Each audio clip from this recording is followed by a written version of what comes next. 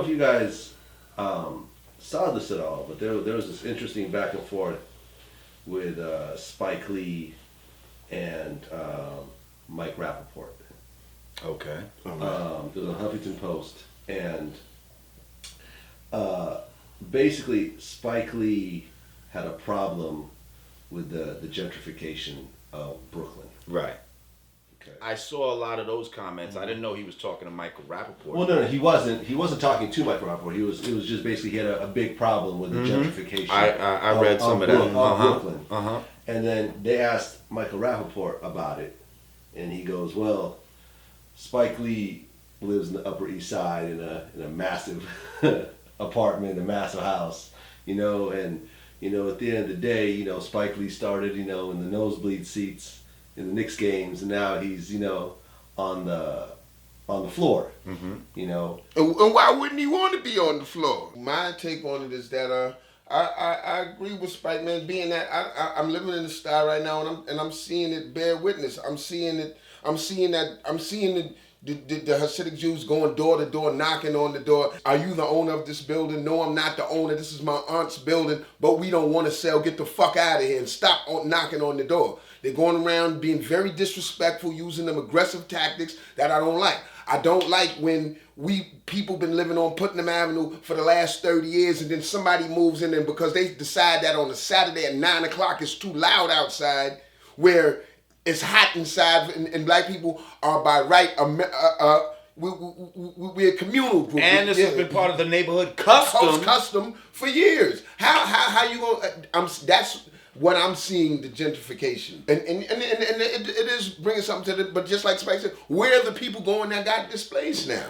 Okay, so I had a conversation with someone, a black woman about this particular situation, and what she said was,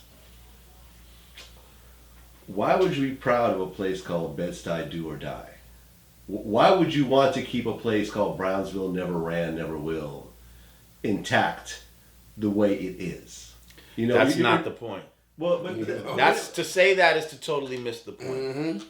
But you see where I'm going? Yeah, but those are the dumb, answers. And Michael Rappaport's my dude.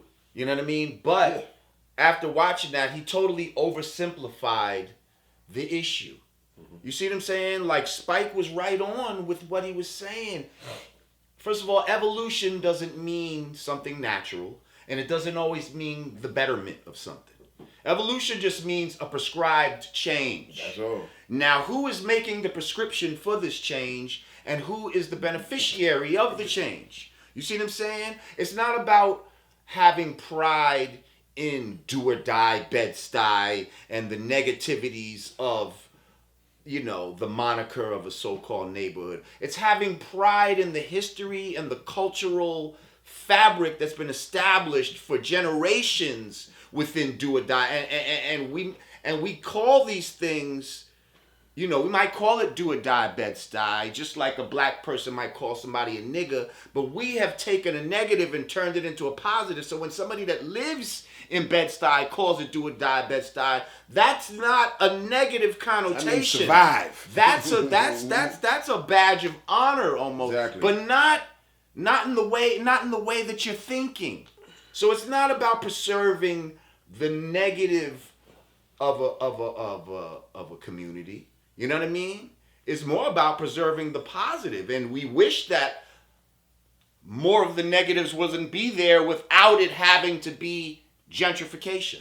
You see what I'm saying? Just like he said, how come before white people got in the neighborhood, our sisters couldn't push no strollers down the street 3 o'clock in the morning? Mm-hmm.